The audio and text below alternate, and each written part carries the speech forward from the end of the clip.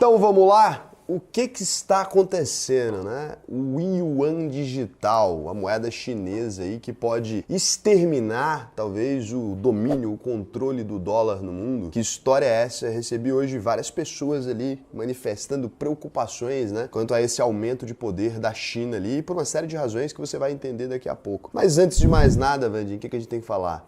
Likezinho na confiança. Quem é sardinha raiz vai deixar o like na confiança, porque você sabe que o vídeo vai ser bom. Se você não é um sardinha raiz ainda, segura sua mãozinha, vai com calma, não precisa deixar o like, considere deixar o like e se inscrever somente quando e se alguma informação desse vídeo te agregar ou te trouxer algum conhecimento, aí você pode considerar deixar o seu like e se inscrever.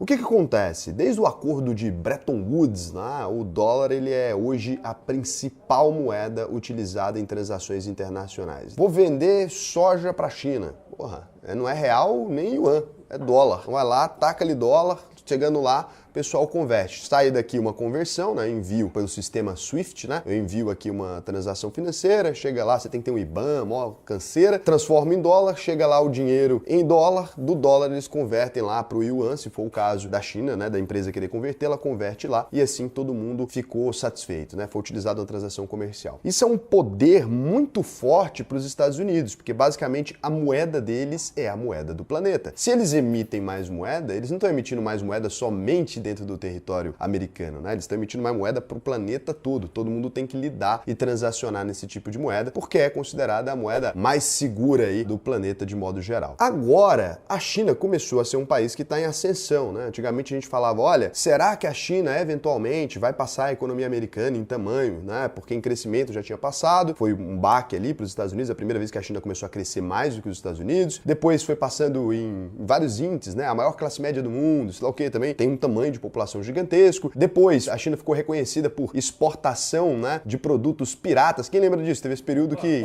China era sinônimo de pirataria, né? Começou, depois disso, a ser a fábrica do mundo, mas aí ela era uma grande exportadora dos produtos acabados, então os cérebros não eram chineses, né? Os cérebros ali eram americanos, os cérebros eram japoneses, os cérebros eram alemães ali, e pegava, desenvolvia uma tecnologia nesses países e mandava para a China só como fábrica. De repente, né, de um estalo para o outro ali, a China começa também a criar as próprias marcas, né? A gente não ouvia falar de marcas específicas chinesas que não fossem consideradas piratonas. Então eles começaram criando uma cópia dos produtos e chegaram a desenvolver tecnologias próprias. Hoje o Xiaomi tem funções que a Apple foi obrigada a copiar. O número de câmeras ali, etc. Então a China começou a ser também um grande polo de desenvolvimento de produtos. Não só de cópia, não só de pirataria como ela foi em outro momento, não só de desenvolver produtos depois que a ideia tecnológica já estava pronta, mas agora também da criação da própria tecnologia. E aí já não se fala mais, como se dizia antes, né? Ah, se a China um dia pode ultrapassar a economia americana em tamanho mesmo, em volume no mundo. Hoje em dia já se fala quando, né? Já vários especialistas ao redor do mundo já falam quando a economia chinesa ultrapassar a economia americana e como é que vai ser isso, né? Porque tem uma armadilha histórica chamada armadilha de Tucídides. Sabe o que é isso, Vani?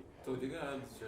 Armadilha de Tucídides. Então, será que a China e os Estados Unidos serão obrigados a entrar em um confronto? Historicamente, quando a gente observa uma potência, né, ultrapassando outra, elas tendem a entrar num confronto aqui. E a gente começa a ver que os Estados Unidos e a China estão cada vez mais se chocando em alguns temas específicos, se dando aquela alfinetada. Deus queira que eles criem bom senso, porque isso não tem como sair nada de produtivo das duas maiores potências financeiras e de poder bélico também do planeta entrando em contenda, né? Já não tá legal a Rússia entrando em contenda, que dirá a China entrando numa contenda com os Estados Unidos. No meio disso tudo, essa baguncinha toda, rolou agora da Rússia atacar a Ucrânia. Quando a Rússia atacou a Ucrânia, os Estados Unidos decidiu mostrar um pouco do que ele conseguia fazer, assim, fazendo ameaças, falando assim, olha, a gente bloqueia você no sistema internacional, você não vai ter como vender, não vai ter como exportar, não vai ter como sei lá o quê. E disso a China observou que era uma grande vulnerabilidade mesmo, essa dependência do dólar ali. E começou um papinho, lá em 2020 ainda, já tinha esse papinho, 2021 tinha esse papinho, começou o conflito, o papinho aumentou e se tornou realidade mesmo. Então a China mostrou para o mundo, né, que ela tem um projeto ali de moeda digital emitida pelo Banco Central. Diferente de um sistema igual da blockchain, Bitcoin, etc., que é descentralizado, seria um sistema que funciona de maneira parecida com as criptomoedas, só que emitida por um banco central específico. Então a China criaria a moeda dela, o Yuan digital. E a loucura é que na fase de teste eles já transacionaram mais de 14 bilhões com essa moeda. Imagina isso. Só no teste, assim, ó, vamos dar uma brincada. Vamos dar uma brincada. Desde 2019 eles estão nessa brincadeira, né? Que eu falei pra vocês, 2020 já tinha um papinho, isso tá o quê, mas tava no teste. Agora a gente já tá falando de um teste aí que rodou já 14 bilhões de dólares aí em yuan digital. A ideia da moeda é muito simples, né? Você poderia comprar soja da China, e a China vai te pagar e você vai receber já direto no seu país ali. E no seu país você receberia em yuan e não mais em dólar, né? Você receberia nesse yuan digital. E daí você teria que ter, lógico, né, um lugar para fazer o exchange disso e trocar isso por outra moeda aqui. O problema maior disso é que você fala assim, Raul, beleza, né? Então assim, as pessoas será que iam utilizar o yuan se ele fosse uma moeda muito mais fácil de transacionar, se não dependesse de intermediadores, se não dependesse de nada disso e do país que mais exporta e que mais importa do planeta?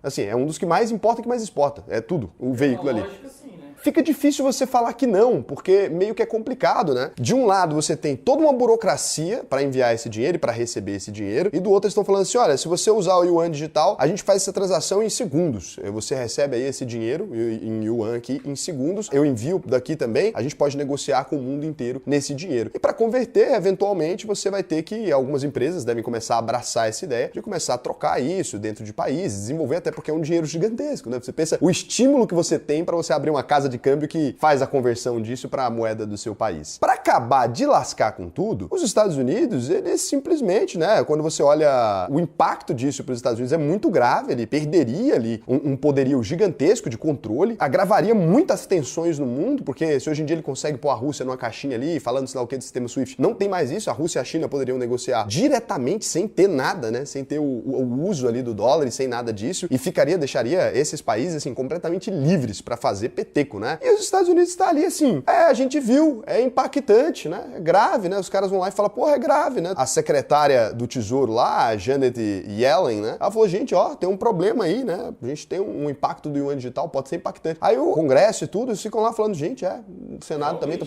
realmente preocupante. E eles não têm nenhum projeto ainda de moeda digital. Um sistema financeiro, um dos mais atrasados do planeta dos Estados Unidos, não sei se vocês sabiam disso, não tem um Pix até hoje nos Estados Unidos. Não existe Pix até hoje nos Estados Unidos. Os malucos passam cartão de crédito, tem que assinar. Aí assina o negocinho. Hoje em dia, digitalmente, mas você tem que assinar. Sistema, então, todo doido, o sistema financeiro. O sistema de tributação até que não, mas o sistema financeiro extremamente atrasado. A China desenvolvendo isso a passos largos, né? O Brasil também já cogitando, o Brasil já tem uma conversa bem avançada, falando sobre real digital. E os Estados Unidos não decidiu nem se existe a necessidade ainda. Eles estão discutindo se, será que a gente mexe com isso aqui? Então isso aqui propõe, né, uma complicação ali para os Estados Unidos e pode propor uma complicação para o mundo inteiro também se os Estados Unidos não reagir, né? Pelo menos para o Ocidente aqui, seria uma coisa um pouco mais complicada, porque o pessoal já tem aqui as regras, como funciona, dólar, sei lá o que, tarará. Provavelmente as empresas vão transacionar aí yuan digital. Imagina o Brasil, né, que exporta carne, etc., usaria muito mais do yuan digital. É uma troca de poder ali aos poucos, né, que está sendo efetuada. Os Estados Unidos parecem não ter se dado conta ainda do peteco. Eles estão publicando cartas falando... também para quem vai receber, né? 2 segundos, uma transação que demora um dia e sei lá quanto, dependendo quando tudo dá certo, pode demorar até 4, 5 dias. A cotação muda muito rápido de um tempo para o outro. Pô, é nabo, né? É complicadíssimo. Eu fiz, né, câmbio muito tempo, né? Até hoje a gente tem lá na ISA, você pode fazer seu câmbio pela ISA lá. A gente envia e recebe yuan, inclusive dólar também e euro também. Só que é uma coisa muito complicada, é muito delicada. E você tem que ter um monte de dados. Não basta ter um código de uma carteira, um negócio assim. Você tem que ter um IBAN, aí você tem que ter o SWIFT, aí você tem que ter um banco que vai receber esse dinheiro por você e vai fazer a conversão para cair em dólar, tem que pagar a cotação. Gera um monte de taxa, tem o deságio, que é a diferença entre o preço que o dólar está no dia e o dólar que você vai receber. Por exemplo, o dólar está 5,29, você não recebe a 5,29. Às vezes, se a empresa for zoada, se o banco que você está fazendo esse recebimento for zoado, pode dar 30 centavos de deságio, mais as taxas em cima disso. Um monte de taxa que tem ali ainda embutida. Ele pode cobrar um valor ainda para fazer essa operação. Então, isso aqui se resolveria para um monte de gente. Você pensa que esses 10 centavos, você pensa que é pouca coisa. Imagina para um cara que transaciona 5 milhões de dólares, por exemplo. Olha só. Então, 5 milhões de dólares, né, no mês ali, e você pensa isso é muito para um monte de empresa que é ridículo, vocês veem os números de empresas de bolsa, vezes 5,29, o cara receberia 26 milhões e 450 mil, né? Ele receberia aqui. 5 milhões de dólares com deságio, né, desse daí, de 20 centavos, por exemplo, 19 centavos, o cara receberia 25 milhões e 500 mil. Então, assim, dá uma diferença gritante.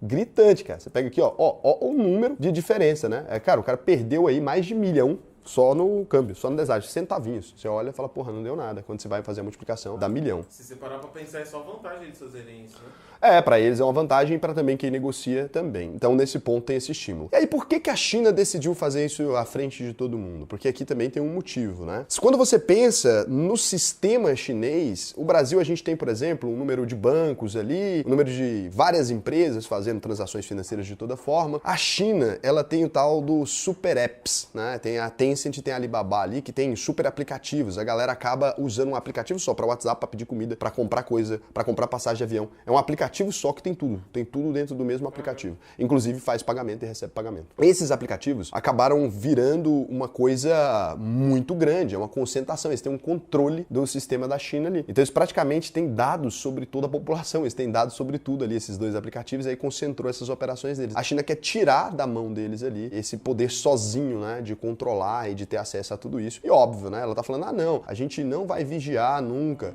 os usuários aqui que estiverem negociando, só se envolver algum tipo de crime, se a gente tiver suspeita de crime. O que é uma suspeita de crime? Eu acho que pode estar suspeito, deixa eu ver. Isso é uma suspeita, né? Porque não é se houver crime, é se tiver uma suspeita de crime. Então, assim, eles estão falando que não vai ser rastreado, a gente sabe que vai ser rastreado, tem esse rolê. Eu acho que o yuan vai dominar a economia, né? Que é o que muita gente tá falando, que vai foder com tudo, meu Deus, é o fim do mundo e tal. Cara, acho que não. Acho que é muito difícil a gente falar de uma janela de troca do dólar ali pro yuan em menos de 5, 10 anos. Porque primeiro precisa desenvolver uma estrutura dentro desses países também. Por mais que seja digital, a gente pode aceitar o valor, precisa ter essa estrutura de várias casas de câmbio, de vários lugares especializados na troca disso, no recebimento ou na conversão, né? A gente tem hoje um benefício para as empresas que já estão nesse setor, que elas acabam agora sendo convidadas aqui a apresentar uma solução para esse problema. Você imagina para uma empresa igual a Binance, por exemplo, agora, ela começa a falar, gente, não, beleza, a China tem o yuan digital lá, a gente aceita depósitos e saques de yuan digital em conversão de qualquer moeda. Os caras já estão ali, né, aceitando moeda fiat, convertendo as moedas em real, etc. Eles poderiam ser um grande veículo para isso. Binance, mercado Bitcoin no Brasil, né, e também a Bitpreço também, que é uma fusão aí da Biscoint com a Bitpreço, virou a Bitpreço sozinha. São empresas que elas já estão adiantadas nesse processo. Acho que para essas empresas pode ser muito bom, mas não acredito num processo que não tenha uma reação. Acho que os Estados Unidos só está demorando a reagir porque o negócio não entrou na prática ainda. Eu acho que eventualmente deve reagir. Adoraria que o Brasil fizesse o real digital. Você vai falar, Raul, mas pelo amor de Deus, o governo vai vigiar a gente. Já vigia aí com as informações do banco. Não, mas já vigia. Isso aí é simples, né? Por que eu gostaria do real digital? Agora eu vou lançar uma polêmica. Porque quando a gente fala de uma moeda digital completamente, a primeira coisa é que as transações são muito simples mesmo. E isso aqui é incontestável, fica muito legal. O Pix já facilitou e nem é o real digital, hein? É só o Pix ali, é o real tradicional já funcionando. Se a gente vai para um sistema desse que o dinheiro em si, o governo consegue fazer uma coisa que ele sempre sonhou e que facilitaria muito nossa vida. Cobrar um imposto de forma automática sobre as transações. Eu não sonego imposto. Eu tô nessa situação. O que eu não gosto é de ter que preencher a Receita Federal todinha ali, aquela bagunça e tal. Imagina o seguinte, comprei ações. Ele já falou, você comprou ações e vendeu acima do valor. Como é tudo digital aqui, a gente já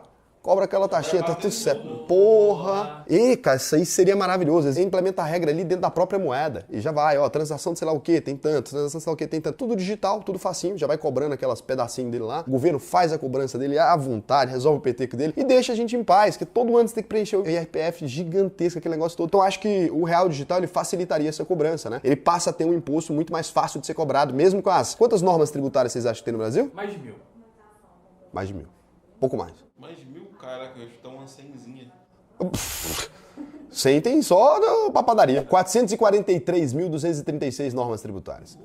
É um pouquinho mais de... Ser contador no Brasil é difícil. O cara tem que saber, um pouquinho mais de 1.000. Então, é isso. Imagina que a gente, tendo um sistema desse, dá tanto para simplificar essa cobrança, quanto para o governo conseguir cobrar isso direito e a gente ter uma vida mais simples. Não que eu gostaria de pagar, gente, não é isso. Mas, assim, além de pagar, você ainda tem risco de errar, porque o sistema que é cobrado hoje já que sou obrigado, que seja fácil minha vida. Então, vai lá, Paulo. Alô, Paulo Guedes, bota o real digital e aproveita esses meses aí que pode dar tempo. Se ganhar a eleição, tem mais 4 anos ainda. Dá tempo de pôr aí, né? E se falar que vai fazer, talvez já dá mais voto. O Lula também gosta de imposto. Pode pôr também, Lulinha. Você que gosta de cobrar imposto, olha aí. A solução da sonegação pra você. Ninguém mais vai sonegar, você vai controlar todo mundo. Poder imprimir dinheiro sem precisar imprimir. Aí já não é bom. Aí o Vandinho já deu ideia errada. Aí cancela o Vandinho. Tá cancelado. Censurado. E agora, alvp.com.br, para você que não é chinês e não tá nesse país e tá aí precisando aprender a investir, formar sua carteira de investimentos, cara, chega aqui, ó, preenche o questionário da UVP, você vai falar quais são os seus objetivos. Eu quero construir patrimônio, aumentar minha renda mensal, já sou aposentado, quero aumentar ainda mais os meus proventos aqui que eu tô tendo, eu já possuo um bom patrimônio, quero só aumentar o patrimônio, não quero deixar de trabalhar. Você vai preencher aqui e o especialista vai te ajudar a entender se a UVP é para você ou não é para você, vai funcionar ou não vai funcionar. Olha isso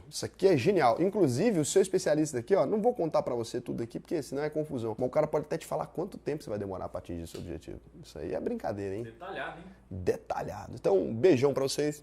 Oremos, vai dar tudo certo, fica tranquilo, não tem nada de errado, o mundo não vai acabar dessa vez. Raul, mas e se a China dominar? A China é comunista. A China é comunista, mas eles gostam mais de dinheiro que a gente. Eles negociam, tudo eles negociam, cara. Tudo eles negociam, né? A gente fala aqui que a gente é capitalista, mas tudo aqui a gente não negocia. A China tudo é negociável, eles vão negociando. A gente vende carne, ninguém mexe com a gente não, tá tudo bem. Alimenta 1 bilhão de pessoas, é muita gente. Quem vai ficar mexendo com o Brasil?